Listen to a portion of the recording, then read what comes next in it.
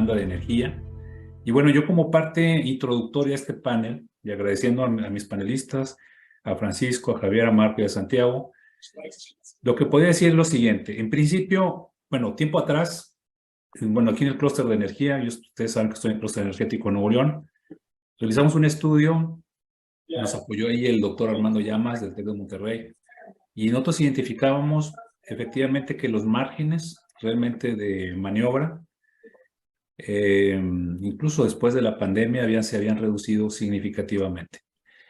Aparentemente, ustedes saben que el sector de Energía comentaba que había muchos permisos en el mercado, pero la realidad es que el entorno de incertidumbre, incluso el aspecto regulatorio, inhibió muchos proyectos y realmente la disponibilidad de energía pues no era tanta como la que se presumía, ¿no? Estos márgenes pues todavía son menores cuando necesitas tener una parte de reserva de potencia para el sistema eléctrico. Y bueno, ante esa coyuntura nos preocupaba el hecho que la economía creciera. O sea, una mala noticia sería que la economía creciera, porque si crecía, pues nos iba a poner contra la pared. Pues bueno, mientras estuvimos en pandemia, esto no representó directamente un problema. Pasa la pandemia, tenemos este dato que a mí me impresiona, que es a finales de enero de este 2023, la economía creció 3% en 2022, ¿sí? Crece la economía de México 3% en 2022 y hay principalmente tres factores. Dos de ellos están altamente vinculados. Es que la actividad manufacturera crece de manera significativa y a la vez se incrementa la inversión extranjera directa. Obviamente esa inversión extranjera directa primordialmente en el sector manufacturero, pues esos dos factores van de la mano y esto es producto del nearshoring, ¿no? Esta atracción de inversión especial, de la localización, estar cerca del mercado más grande del mundo, que es el de Estados Unidos. Y bueno, bajo esta coyuntura, con este efecto de nearshoring, el otro factor eran las remesas, ¿no? Pero bueno, es claro que este aumento en el crecimiento económico conlleva una mayor demanda de energía. Y eso nos está poniendo, pues, con una presión importante seguramente, de creación de infraestructura y de buscar mecanismos para cómo resolver esto. Muy bien, con esta introducción yo quería iniciar porque creo que es importante poner y encontrar soluciones a este entorno, porque de alguna manera, si no podemos darle una respuesta a la parte de capacidad de generación de energía, estaríamos como que medio renunciando a este boom del nearshoring, que por cierto, se le atribuye primordialmente al efecto geopolítico de la guerra de Rusia a Ucrania. Sin embargo, viene un poco más atrás, viene desde la pandemia. Desde la pandemia hubo un reconocimiento de que se rompieron las cadenas globales de valor, logísticas, y entonces empieza a tomar importancia el estar cerca del mercado estadounidense y por lo tanto México se ve muy beneficiado. Pues muy bien, con esta introducción, breve introducción, pues yo quiero pasarle la palabra a Santiago Barcón.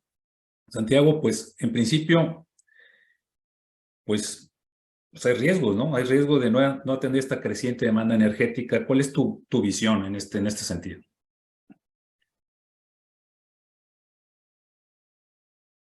Un gusto estar aquí con todos ustedes y debatir en pues el riesgo creo que es preocupante porque teníamos años sin tener un impulso como el que mencionabas, causado por la cuestión internacional, pero también yo creo la pirámide poblacional nos está ayudando, ¿no? Estamos empezando a cobrar ese bono y más vale que lo hagamos antes de que pasen los mejores épocas de tener una pirámide que permite el contar con talento de personal joven para nuestras plantas. Entonces, bueno, pues si hacemos un poco de historia, pues llevamos 10 años sin invertir en transmisión y distribución, ¿no? Lo cual pues hace todavía más acuciante el problema que estamos teniendo ante un crecimiento.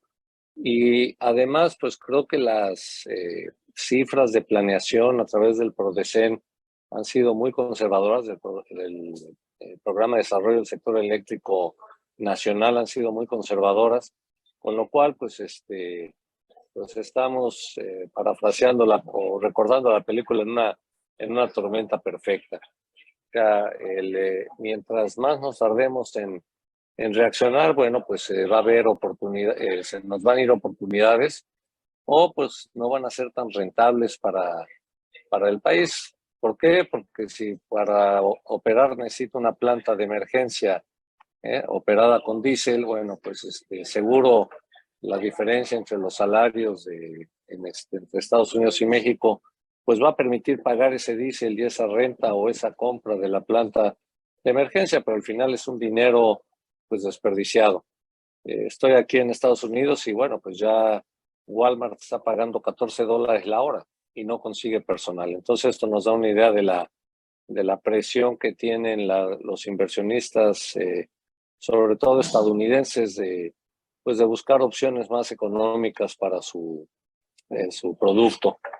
Y creo que en la medida que todos podamos aportar en un diálogo constructivo, creo que se rompió al inicio de esta administración el diálogo, y creo que debemos de retomarlo para crecer, porque al final, como menciono yo, a Nikola y a Thomas nadie le gana, ¿no? El sistema eléctrico no tiene partidos políticos, no entiende nada, y bueno, el señor Tevenin también es bastante terco para estas cuestiones del crecimiento del sector. Y bueno, pues sin más, Amado, sería mi primer comentario.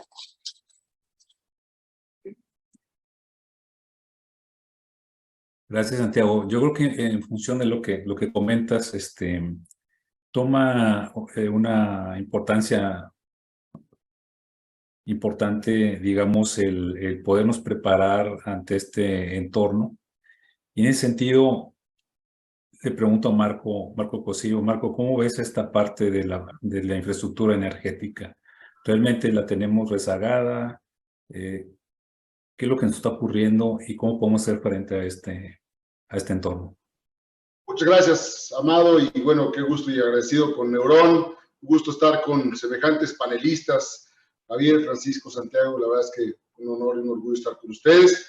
Y bueno, como lo mencionaba Santiago, sí, efectivamente, uno de los grandes retos que tenemos frente a nosotros es la infraestructura eléctrica, ¿no? Empezando por el envejecimiento que ha tenido. Creo que en épocas muy recientes, nada menos el año pasado, vimos como hubo una serie de inversiones muy importantes en el aspecto de generación de la energía. Pero esa generación de energía tiene que llegar al punto de uso, y esa es la parte que está siendo muy compleja el día de hoy. Las líneas de transmisión y distribución ya, bueno, algunos ejemplos de ellas tienen más de 30 años operando, pero aparte sin haber sido modernizadas o ampliadas, que ese es el gran reto, ¿no? Es decir, están envejeciendo por un lado. ¿Qué pasa con ello? La calidad de la energía, por un lado, empieza a ser compleja, ¿no? Empezamos a tener variaciones que pueden venir desde la línea o el vecino o quien se nos ocurra. Por ahí también hubo un esfuerzo importante cuando se habló del código de red. Lamentablemente, esta iniciativa pues no ha sido implementada de una manera extensiva, ¿no? Entonces, aunado al envejecimiento, pues tenemos también las interferencias y la complejidad en la calidad de la energía. Encima de todo esto, tenemos el tema de la capacidad. Es decir, no habría tanto problema si la red de transmisión o de distribución, aunque estuviera un poquito viejita, tuviera las capacidades para la demanda que estamos viendo. Nada menos, justamente en Nuevo León, estamos viendo muy recientemente una gran demanda de energía por todas estas nuevas industrias que se están instalando, justamente como mencionabas, Amado, con el tema del nearshoring, esta expansión. Yo recientemente tuve la oportunidad de estar por allá y escuché a muchos de nuestros clientes que son EPCistas eléctricos que hacen las instalaciones, y nos dicen que nunca habían tenido una demanda semejante a la que están viviendo el día de hoy, ¿no? Entonces, realmente la preocupación y la urgencia creo que es lo que nos debería estar moviendo de una manera mucho más acelerada. Ahora, Claramente, los responsables de la red o los dueños actuales de la red, la operadora de la red, en este caso la Comisión Federal de Electricidad, pues claramente saben de la necesidad. El problema que estamos enfrentando es la velocidad a la que reaccionamos. Como decía Santiago, si no nos apuramos a resolver la situación, pues nos vamos a quedar viendo una oportunidad pasar. Entonces, creo que una parte de la situación o de lo que deberíamos estar, pues, tal vez apuntando y apuntalando es cuál es nuestra participación en todo esto. ¿Cómo podemos solventar y cómo podemos ayudar? Creo que vamos a entrar un poquito más adelante en este tema, Amado, pero me gustaría pues dejarlo ahí hasta el momento para que después entremos un poquito en la discusión de cómo arreglarlo. Gracias, Marco. Quisiera preguntarle a Javier Mundo. Javier, pues ahí ya comentó Santiago la parte esta de riesgos. Por otro lado, Marco nos pone este contexto de necesidad de infraestructura. ¿Cuál es tu visión en ese sentido de la problemática de riesgos y de infraestructura, la falta de infraestructura a la vez? Muchas gracias, Amado, y es un gusto participar en este panel. Muy honrado de poder hacerlo con los colegas que están aquí. Gracias a Neurón. Y quizás antes de platicar de los riesgos, me gustaría tratar de poner en contexto una situación más allá del tema energético a nivel país, ¿no? O sea, si recordamos cómo está la canasta o la matriz energética en México, esta está fuertemente apalancada en los combustibles fósiles, ¿no? La producción de hidrocarburos viene decreciendo. En 2022 fue la menor producción en los últimos 40 años. Cuando pensamos en la producción nacional de crudo aproximadamente en 1.6 millones de barriles, vemos inevitablemente la necesidad de inversión por parte de los privados. Y si esto lo llevamos a la producción de gas en México, en el año 2021 en México aproximadamente estuvimos produciendo 2.3 BCFs diarios. Y el consumo que requerimos en 2021 era de aproximadamente 8.3 BCFs diarios. Esto quiere decir, importamos diariamente 6 BCFs. El 70% de la energía eléctrica en el país se genera a partir de fuentes convencionales fósiles. El gas natural es fundamental para la generación de electricidad en las plantas de zinc combinado. Si no estoy mal, en los últimos datos que he estado revisando, alrededor del 55-60% de la energía eléctrica en el país requiere gas natural. Entonces, si hablamos de un mercado, de un país en donde tenemos hoy alrededor de 122, 125 millones de habitantes y de acuerdo a diferentes fuentes, para el año 2050 estaremos llegando a 150 millones de habitantes. Estos retos y estos riesgos de los que hablas, Amado, implica, por un lado, necesidad de crecimiento económico, porque necesitamos asegurar que existen empleos para estos nuevos mexicanos. Un incremento significativo en la demanda energética. Para poder generar los empleos vamos a necesitar tener la infraestructura, las empresas y por ende el requerimiento en la demanda energética va a sufrir un pico adicional. Y es importante decir que no nada más nos va a bastar como mexicanos contar con energía suficiente para satisfacer la demanda. Además tendría que ser energía limpia, lo cual nos obliga a través de los compromisos de cambio climático que ha firmado México y demás, a tener una aspiración net zero, ¿no? Nada más como un dato importante aquí, México es responsable a nivel mundial del 1.2 de las emisiones acumuladas desde 1850 hasta 2021, ¿no? De acuerdo a la CENACE. Entonces tenemos nuestro fair share de responsabilidad en ese sentido. Y en un contexto en donde va a estar incrementando la población, la demanda energética va a incrementar, se vuelven retos complicados. Si me permites, te doy un dato más. 1990, de acuerdo a datos de la Agencia Internacional de Energía, el consumo per cápita en México era de 1.1 megawatts hora. Pudiéramos recorrer esto década por década, pero el punto es, 2021 estamos en 2.3 megawatts hora por persona.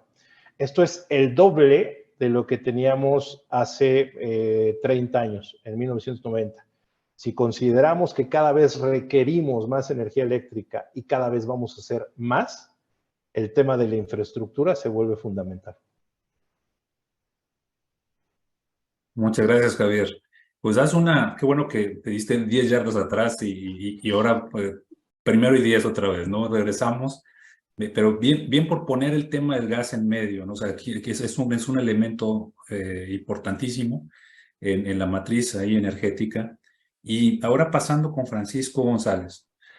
Francisco, pues bueno, si hay un sector que es un reflejo de lo que está pasando con el libre comercio, que muestra claramente que las cadenas productivas están atadas y es sumamente difícil desatarlas entre México, Estados Unidos y Canadá, pues es el sector automotriz. Y toda la parte de movilidad y todo lo que viene en la parte de autos eléctricos está mostrando una transformación tremenda que pareciera que estamos reaccionando despacio como país en términos de crear ese ambiente y potenciarlo más. Pero a ver, quisiera que conociéramos de tu parte cuáles son esos retos para cubrir esa demanda energética de un sector tan importante como el sector automotriz. Con mucho gusto. Primero, muchas gracias, Neurón. Aquí estamos con el gusto de estar aparte con este gran panel llamado, tú moderándolo, pues muchas gracias.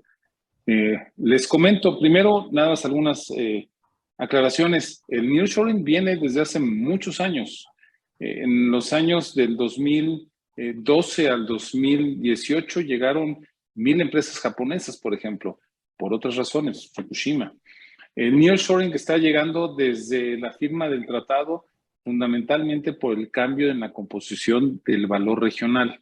El valor de contenido regional era 62%, cada coche que se vendiera sin necesidad de pagar arancel tenía que tener por lo menos el 62.5%.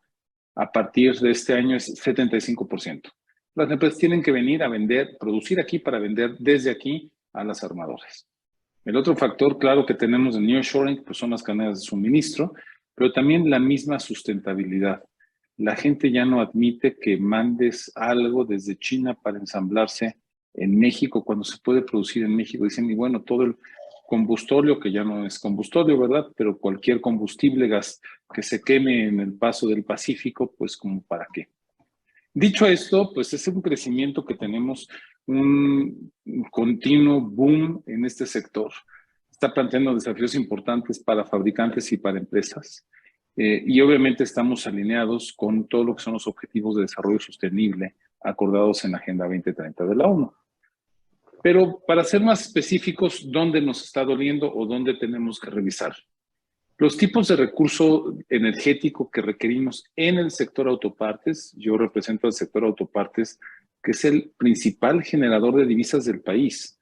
Exportamos 90,000 millones, cuando los otros sectores, remesas, podríamos decir, generan cerca de alrededor de los 50, alimentos 25, turismo 25, la parte de petróleo 30 y tantos. Entonces es el principal motor. Si sumamos también la parte de los automóviles, por mucho el sector que más genera. Si lo ponemos también en el tamiz de impuestos, el sector autopartes tenemos 95% de los empleados del sector automotriz. También se genera empleo. Entonces, dicho esto, ¿qué necesitamos? Bueno, el gas natural es el recurso energético más consumido.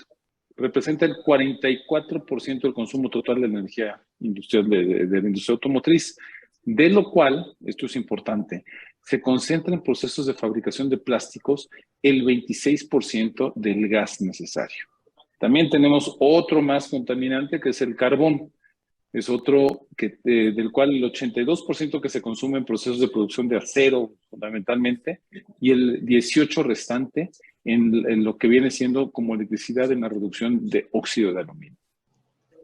Entonces, a pesar de que los combustibles fósiles son el recurso energético dominante en la industria automotriz, el precio cada vez más competitivo de la energía renovable ha hecho que la industria explore pues, nuevas oportunidades para una fabricación más ecológica. En este sentido, también tenemos lineamientos de nuestros clientes, o sea, de las armadoras y obviamente de la parte del ESG de la ONU, de que cada vez contaminemos menos. Entonces, ¿qué significa esto? Bueno, lo ponemos en términos de Estados Unidos. De acuerdo a la Administración de Información Energética de Estados Unidos, el sector de transporte representa el 25% del consumo mundial de energía. Si nos vamos a otras encuestas, también se ha encontrado que la industria automotriz aumentó 74% el consumo de energía eléctrica en los últimos 10 años. Comentabas en la parte individual, como ciudadano mexicano, bueno, el consumo en la parte automotriz ha crecido. Demuestran pues una creciente tendencia a impulsar energías más limpias y obviamente el primer reto que tenemos en México es contar con suficiente energía. En mi vida anterior me tocó participar en Bancomext, donde tuvimos un crecimiento impresionante en la parte eólica y solar, financiamientos que nos hacían sostenibles en el sentido del crecimiento que tenía la industria, en general manufacturera, y la parte también de consumo privado, de que se podía llegar a alcanzar. Yo creo que estamos en ese marco que podemos llegar a alcanzar, y pues como sabemos, 2/3 de las plantas de la CFE dependen de combustibles fósiles que son altamente contaminantes. Existen los planes, existe la posibilidad de que pues la matriz energética mexicana diversificada cuenta con diversas formas de generación, como sabemos. De hecho, hoy estuve en la mañana en una reunión con el gobernador Ramírez Bedoya de Michoacán y comenta la parte geotérmica. Por lo general no la tocamos, pero es una fuente también bastante interesante, por lo menos para Michoacán, de generación. Y pasando al brinco, no nada más necesitamos las nuevas, también necesitamos energía constante. Las condiciones del sector eléctrico nacional han frenado la llegada de nuevas inversiones a regiones como Querétaro o Tijuana, porque no pueden garantizar el abasto de electricidad. Entonces tenemos ese problema y nos queda muy claro en todo momento que la distribución es un factor, sino que el predominante, uno por lo menos, muy, muy importante. Muchas gracias, Amado. Gracias, Francisco. Pues justamente ahorita que comentabas de esta realidad regional, entrando a esta parte de necesidades y soluciones energéticas, pues yo podría hablar por Nuevo León. O sea, a nosotros en Nuevo León tendría que mencionar que, bueno, en 2019 teníamos una relación muy cercana con el Centro Nacional de Control de Energía. Íbamos a sus oficinas, nos mostraban su pantalla famosa donde se veían los flujos de todo el sistema eléctrico nacional y nos mostraba que en la región, a lo mejor noreste, había un exceso de oferta sobre demanda alrededor de un 10%, ¿no? De entonces a la fecha, eso no lo hemos podido ver porque las cosas cambiaron en 2020. El entorno fue ya otro, regulatorio y de atención y de priorización en términos de inyectar energía al sistema eléctrico. Y bueno, lo que sí seguro es que ese margen se debe haber reducido, porque aparte algunas plantas pues han sido desconectadas, que estaban bajo el esquema anterior de la ley. Entonces, bueno, pues esto nos habla de que pues sí tenemos necesidades de energía. Lo que vemos es que hay generación. Sí, todavía hay un volumen de generación, el problema es que no lo podemos desfogar, hace falta inversión en infraestructura, principalmente transmisión, y obviamente toda una renovación en la parte de distribución. Entonces, eso es una realidad. ¿Qué ha hecho Nuevo León? Pues bueno, Nuevo León, primordialmente el Estado de Nuevo León, ante esta llegada de inversión extranjera, pues lo que se ha puesto es hacer como que un mapeo de distritos, como si fueran distritos eléctricos en el área metropolitana de Monterrey, un poco más allá, para identificar pues dónde está la disponibilidad de energía y poderle darle una respuesta a la inversión extranjera y decirle, bueno, en esta parte tengo energía, en esta otra, ¿no? Tengo estos parques industriales y te puedo atender, ¿no? De esta manera, ¿no? Sin embargo, con todo y eso que pues, puede ser un trabajo medio de inteligencia regional energética, pues los márgenes se van reduciendo si no hay mayor generación. O sea, esa es una realidad. Ese es el entorno que ahorita se está enfrentando. Existe disponibilidad de energía, pero esa disponibilidad eventualmente se va a acabar si no hay inversiones en generación o se permite que las plantas que están disponibles puedan inyectar energía.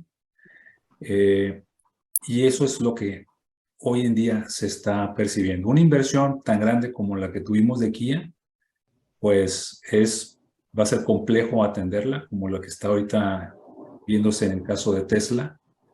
Se puede atender, pero ¿qué tanto margen más tenemos de disponibilidad de energía cuando aparte de ciertas fuentes se han venido desconectando? Entonces es un tema que tenemos ahí directamente con la Comisión Federal de Electricidad. Las soluciones que nosotros percibimos es que se permita esta colaboración público-privada para crear infraestructura. De alguna manera, incluso estos proyectos que están llegando han tenido que hacer inversiones en obras complementarias, que obviamente encarecen los proyectos, pero aún así, la viabilidad del mercado, la necesidad y la cercanía con el mercado estadounidense todavía sí lo hacen viable, pero se requiere mucho más coordinación y colaboración entre el sector público y privado para desarrollar estos proyectos. Eso es lo que nosotros vemos en Nuevo León. Y pues me gustaría, bueno, conocer de su opinión en relación a los retos, ¿verdad?, que tienen al final los consumidores finales para acceder a esta energía o atender esta demanda energética y cuáles pueden ser las posibles soluciones, más allá de lo que acabo yo de comentar aquí. Pues primero me gustaría escuchar a Santiago Barcón. Muchas gracias, Amado. Mira, pues no es un problema sencillo. A mí me gustaría empezar con la falta de las líneas de transmisión que ya fue mencionada.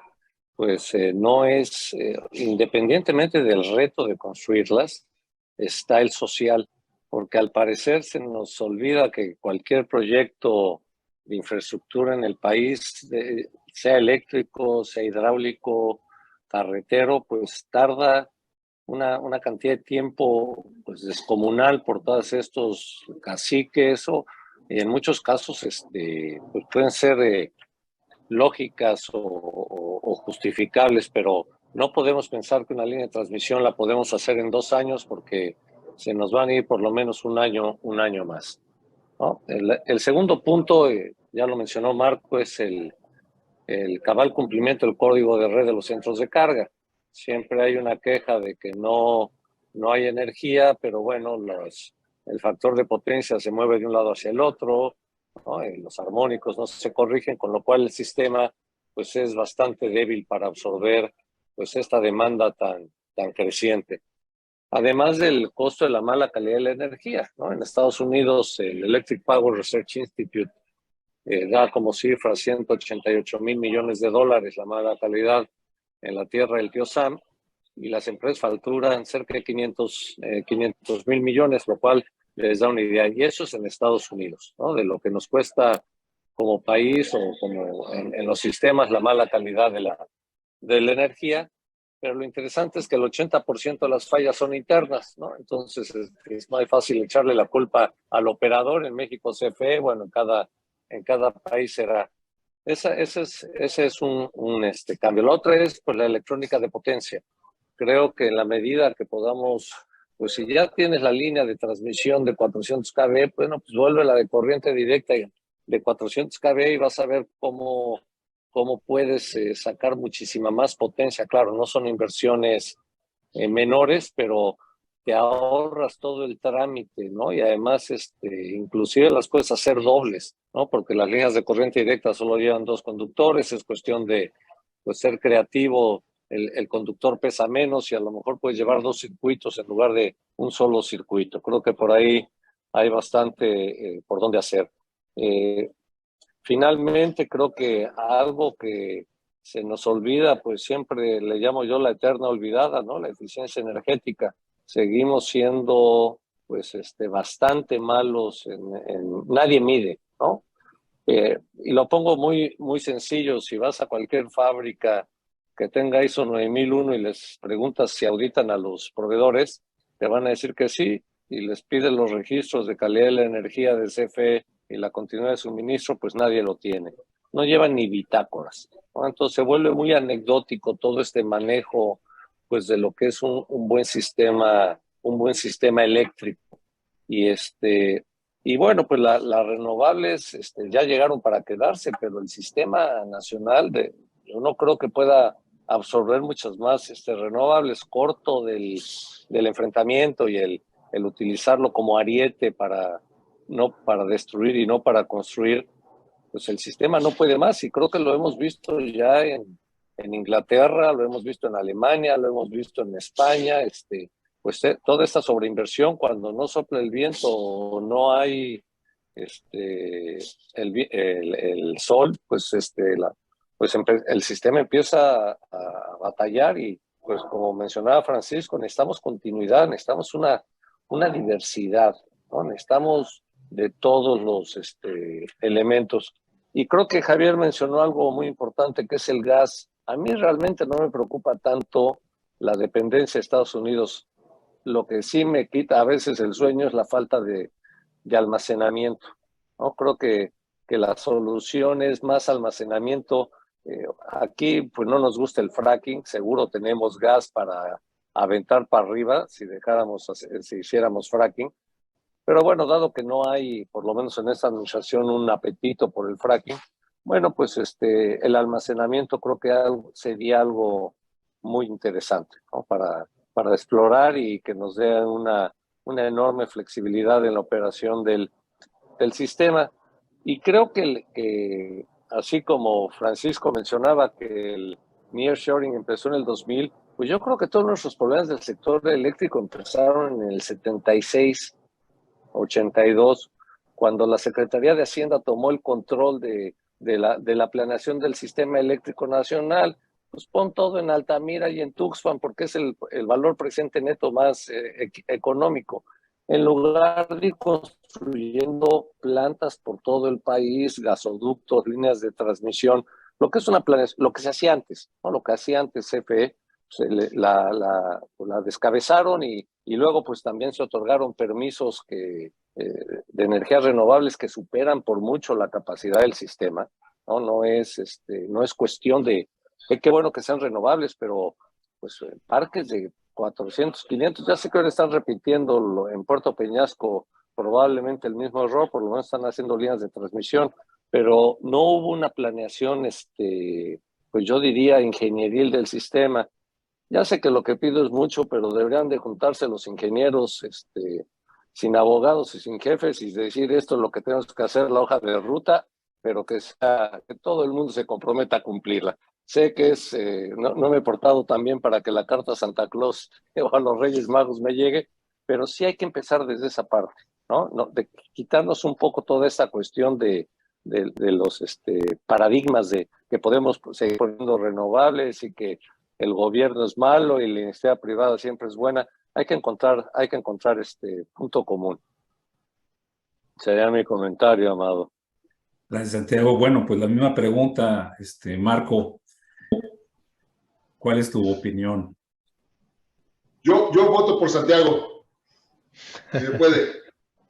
No, fíjate que yo soy fiel creyente de la generación distribuida. Yo creo que si ponemos orden y si ponemos, como bien dice Santiago, una regulación que realmente controle o que permita que haya un control real de la energía en el sentido de la generación distribuida, creo que eso sería muy, muy, muy útil, ¿no? Y quiero poner un ejemplo para que nos lo imaginemos o lo visualicemos, ¿no? Imaginemos una empresa automotriz grande e importante que quiere llegar a Monterrey, ¿no? Es una idea, yo no sé si esté sucediendo o no. Casualmente esta empresa tiene capacidades de almacenamiento de energía eléctrica, ¿no? Porque tiene de gran desarrollo de baterías y de algunas cosas que son similares, ¿no? Entonces, imaginemos también que a esta empresa se le dieran los permisos, no solamente de generación distribuida en términos de lo que hoy vemos que es común, que es menos de medio mega, ¿no? Sino que se le diga a esta empresa, ¿sabes qué? Dale, lo que te quepa de solar, dale. Y lo que te falte, veamos cómo te podemos dar gas natural de tal forma que sea energía limpia, ¿no? Y como esta empresa que imaginaria tiene dinero, ¿no? Podría pensar en tener un poco de generación también fósil a través de una turbina de gas, obviamente en un ciclo cerrado, combinado, muy eficiente. Y llega un momento en el que esta planta tiene estas capacidades de generación distribuida, pero ¿qué creen? Que también le da control y facultades a quien administra la red. De tal forma que en momentos de necesidad, pues puede hacer acceso, puede tomar acceso de esa batería o de esa planta de generación o de esos excesos de capacidad de energía, ¿no? En control y coordinación, pues con el SENACE o con quien fuera necesario que tomara ese control.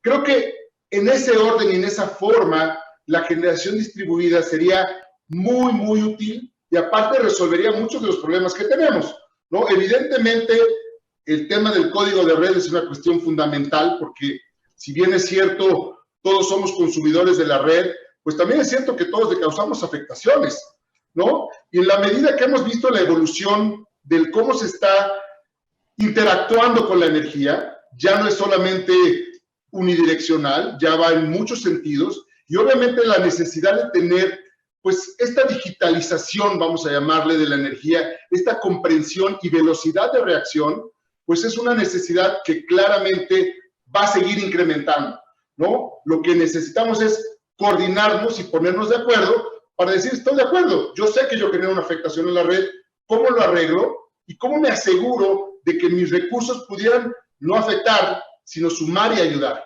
¿no? Este es uno de los temas que nosotros en Siemens estamos constantemente buscando cómo impulsar, cómo ayudar, cómo lograr que ese cumplimiento de código, por ejemplo, no sea un costo, sino que además te genere un beneficio al poder verlo hacia lo interno, ¿no? En la medida que tú te das cuenta que estás teniendo consumos que no tienen o que no hacen tanto sentido, pues será la manera también en la que podrás ir mejorando tu consumo, que bien mencionaba Santiago en términos de eficiencia energética.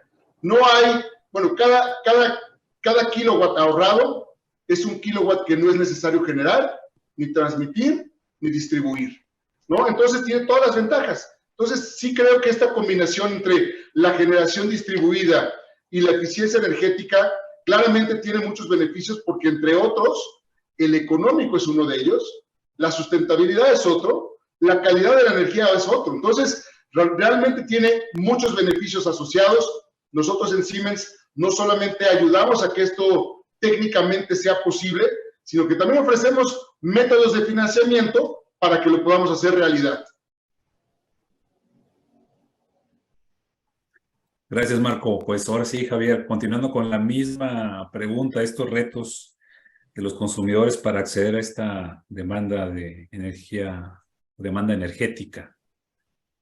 Digo, tratando de no repetir lo que ya se ha dicho bastante bien por parte de los panelistas, creo que dentro de los retos, cuando lo vemos a nivel general, diría yo, a nivel general hay impactos en lo social, ¿no? Imaginemos no contar con la energía eléctrica desde las actividades que arrancamos el día usando la carga del celular, el microondas, la cafetera, etcétera. Retos económicos, ¿no? El cómo podemos facilitar estas actividades económicas y generar los empleos. Y al final se traduce en temas de productividad y competitividad. Si no se tiene la energía que el país requiere, las empresas, el sector privado, incurren en sobrecostos, no pueden llegar a detener plantas y si lo llegan a hacer es demasiado costoso. Entonces tienen que buscar la manera de mantener su productividad y cuando esa productividad incurre en sobrecostos, hace repensar a algunas empresas sobre su posicionamiento y su permanencia en el país. Y hace lo mismo para algunos posibles inversores en el extranjero, el hecho de no tener un suministro energético confiable a precios competitivos, hace que al final del día estos inversores puedan decidir por otros territorios a nivel mundial en lugar de hacerlo en el país. Y si no somos productivos, si no somos competitivos, al final del día todo esto influye en los costos de vida del ciudadano de a pie y del ecosistema productivo en México. Hoy el consumidor en lo individual, como decía hace un rato, es poco más del 99% de la población en México la que tiene acceso a la energía eléctrica, pero pensemos que vamos a sumar 25 millones de personas más en los próximos 27 años, ¿no? Entonces, ¿cómo vamos a hacer para poder llegar a los lugares más recónditos, asegurar que ellos también tienen el acceso a la energía eléctrica?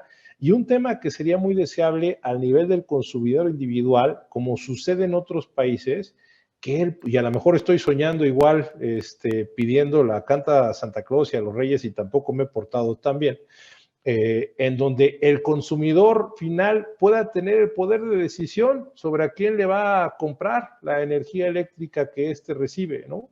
Hay países, hay varios estados en la Unión Americana en los cuales tienes precisamente esa posibilidad, ese mercado que se abre a la competencia. A manera de ejemplo, su servidor, en el caso de la residencia en Houston, adquiero mi energía eléctrica a Shell y es energía 100% renovable de acuerdo a lo que me mandan en el certificado y demás. Y es mi prerrogativa decidir con quién la quiero y de acuerdo a mis propios consumos. Entonces, eso por la parte individual, y si te parece bien, creo que aquí dejo este comentario.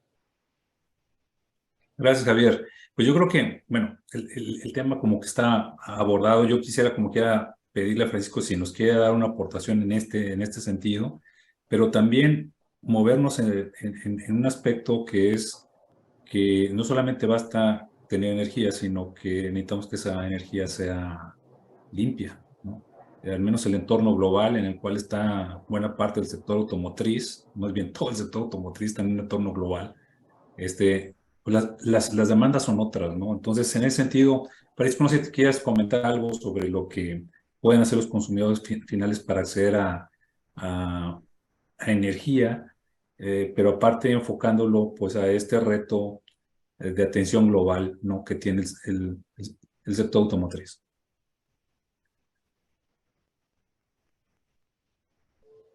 Con mucho gusto, Amado. Pues bueno, hace unos años se decretó una transición energética en México, motivada por los objetivos de sostenibilidad global que forman parte de los acuerdos internacionales en los que México participa. Y la meta de contribución, de acuerdo a Semarnat, estableció que para el 2030 se tenía que reducir 22% las emisiones de gases de efecto invernadero con respecto a una línea base. Suena todo muy bien. ¿Qué pasó hace prácticamente un mes en el World Economic Forum en Davos, Suiza? Pues que ya no es la preocupación si puedo comprar o no la energía, qué puedo hacer como consumidor, sino si va a haber planeta para poder comprar la energía. Entonces, cada día tenemos que estar moviéndonos más hacia el punto de tener esta posibilidad de no contaminar, de tener el net zero obviamente en la industria de autopartes, pero en general en todo. Y para ello, lo que estamos viendo en la industria de autopartes es que definitivamente, y me sumo a todos los comentarios otra vez, se va a necesitar la parte distribuida de la energía, de la generación de energía. Habrá lugares en la sierra que requieran celdas fotovoltaicas o pequeños generadores eólicos, o si es un pueblo algo mucho más grande, pero hay una energía que no hemos comentado todavía y que viene a ser una forma extraordinaria de guardarla y que el sector automotriz ya está trabajando en ello, y es el hidrógeno, de preferencia obviamente el hidrógeno verde.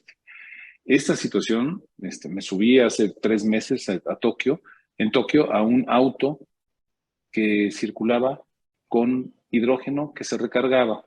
Estaban molestos porque nada más había unas cuantas centrales de recarga de hidrógeno, pero obviamente es porque es algo muy innovador.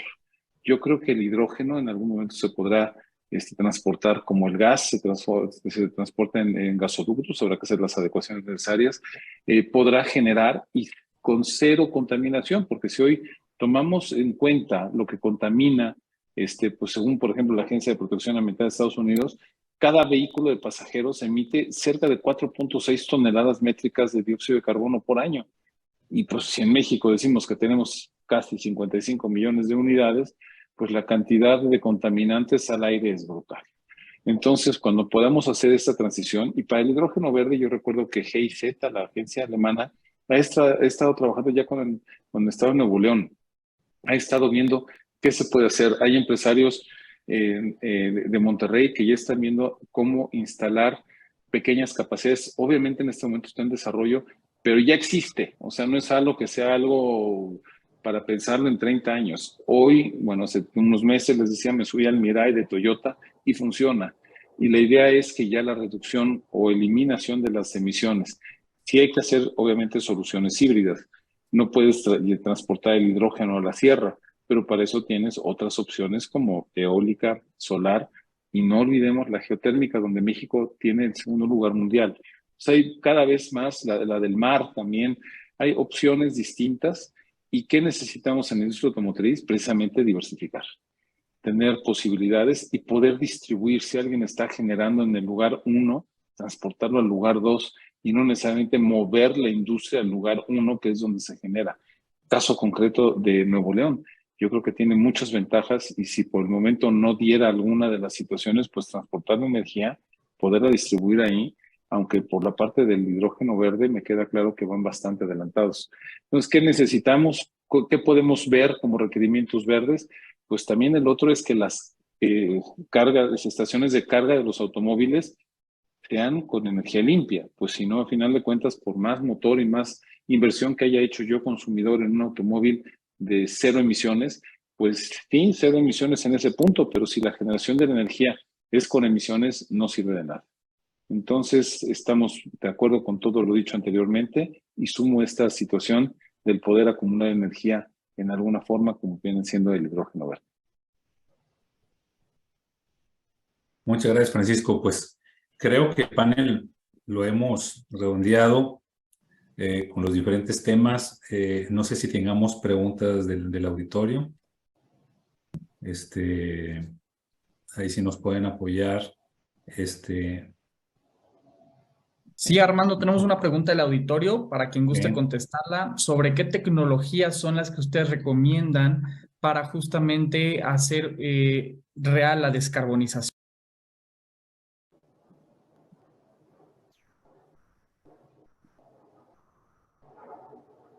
Bueno, yo tengo aquí algunas ideas, si me lo permiten, ¿no? Es algo a lo que nos dedicamos completamente.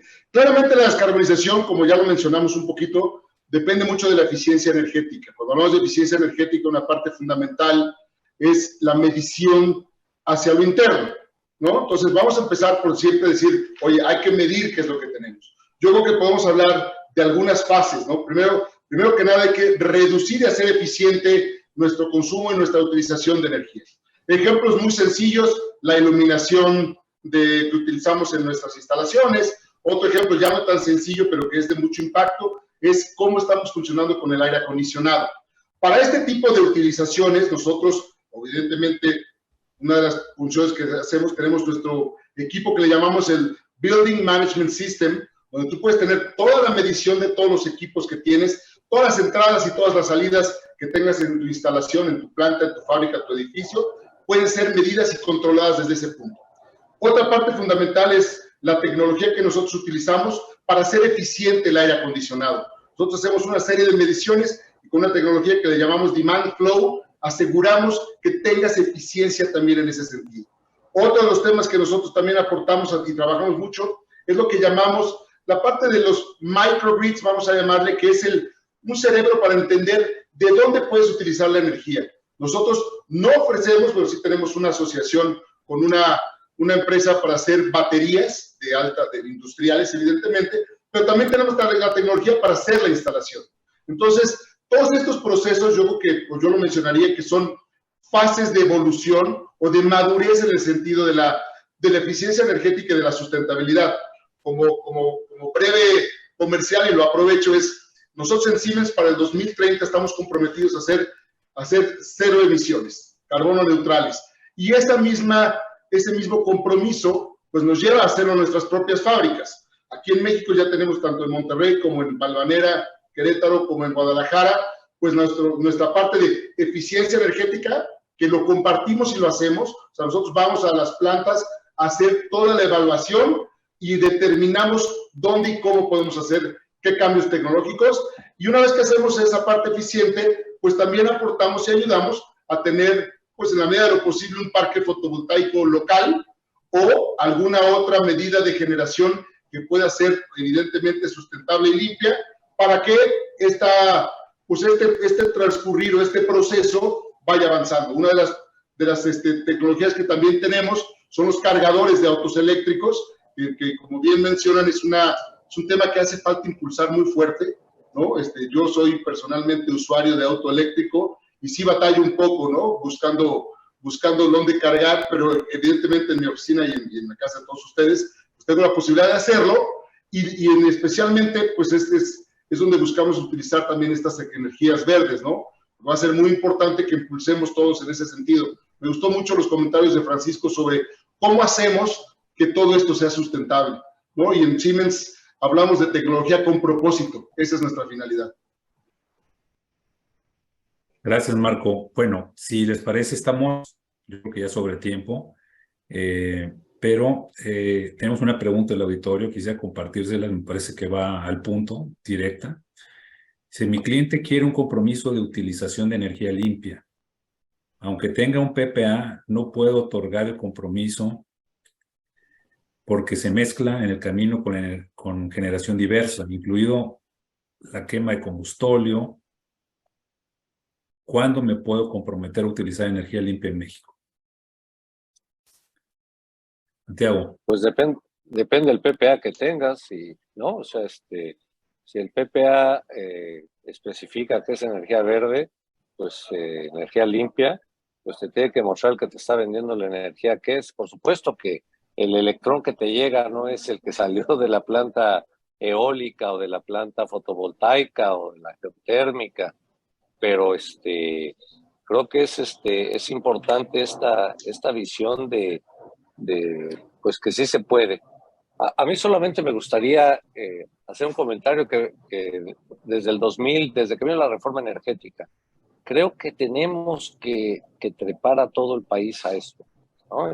Tenemos todavía una enorme cantidad de compatriotas que no tienen servicio de energía eléctrica y desgraciadamente están contabilizando el ponerles paneles fotovoltaicos como electrificación, y eso es básicamente iluminación y algo de televisión. Lo que ellos necesitan es potencia, ¿no? Y creo que eso es algo que deberíamos de unir en todo este esfuerzo porque, bueno, nos quejamos de que el combustóleo de Tula y bueno, pero realmente los que se contaminan los pulmones son los que tienen queroseno y el carbón en sus comunidades por falta de un servicio razonable de energía eléctrica. Entonces, de hecho, cuando fue la primera reforma, les dije, esta es la forma de blindarla, porque ya les diste, aparte del objetivo de energías limpias, todo el mundo electrificado para el 2035. Y ya es muy difícil echar reversa algo que se va creando un fondo especial. Así como hiciste el fondo de los CELS, pues haz un fondo grande de electrificación, no ese fondo de lo que me sobre de la transmisión. Y pues, pues marearon mucho el tema, ¿no? Hay que darle ese impulso porque eso blinda cualquier cambio, ¿no? Si nos vamos al sistema eléctrico estilo inglés, pues va a regresar al sistema boliviano, que es lo que nos está sucediendo.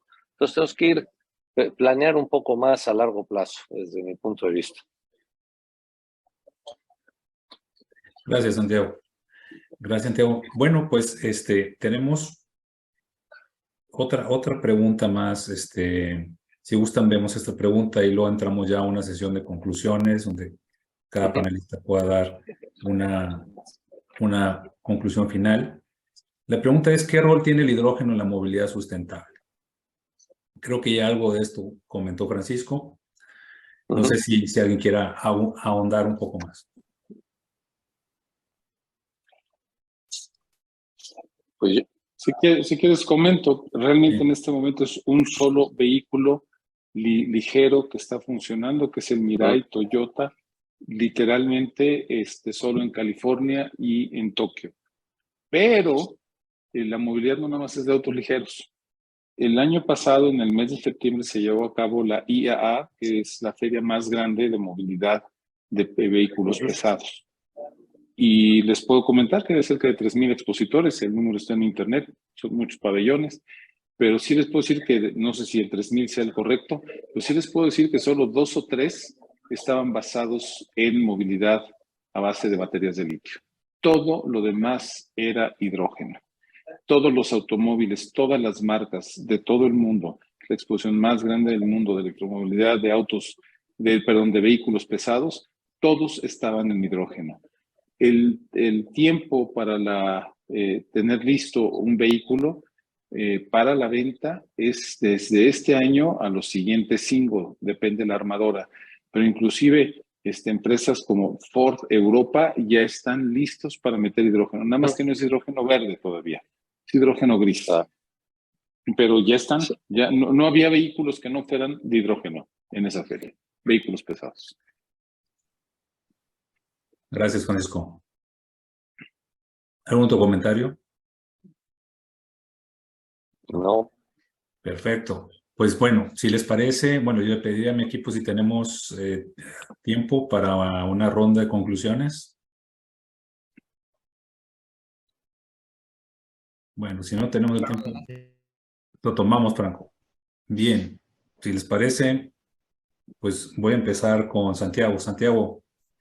No, bueno, pues yo creo, a mí siempre me gusta terminar con optimismo, ¿no? A pesar de todo lo que veamos y de que el mundo se va a acabar y vivimos en la mejor época de la humanidad, ¿no? Entonces, no hay que quejarse tanto de lo que sucede, de lo que nos, este bombardeo de las malas noticias, porque lo que venden son las malas noticias, las buenas noticias no venden. Y siempre pongo el ejemplo, pues X o Y empresa va a despedir a 10,000, pues nunca salió la noticia de que había contratado 10,000, ¿verdad? Entonces, la del despido se aparece, pero no la de la contratación. Entonces, hay que seguir trabajando, yo, de nuevo, y construir puentes, ¿no? Creo que ahorita es el momento, vienen cambios, en año y medio vamos a tener un nuevo gobierno, para todo efecto práctico, pues si continuamos por el camino del enfrentamiento, poco vamos a avanzar, ¿no? Y hace algunos años un exdirector general de CFE jubilado me dijo: al Águila no le van a ganar, ¿no? Hay que colaborar con el Águila, hay que sentarse, hay que negociar, no tiene que ser enfrentamiento. Y nosotros vamos a estar mucho más tiempo aquí, ¿no? Los gobiernos van y regresan, pero los que nos quedamos somos nosotros, y hay que aprovechar esa situación que es, desde mi punto de vista, pues innegable. Y con eso terminaría, Amado. Muchas gracias. Gracias, Santiago. Pues le pasaría la palabra a Marco. Marco Cosío. Sí, muchas gracias, Amado.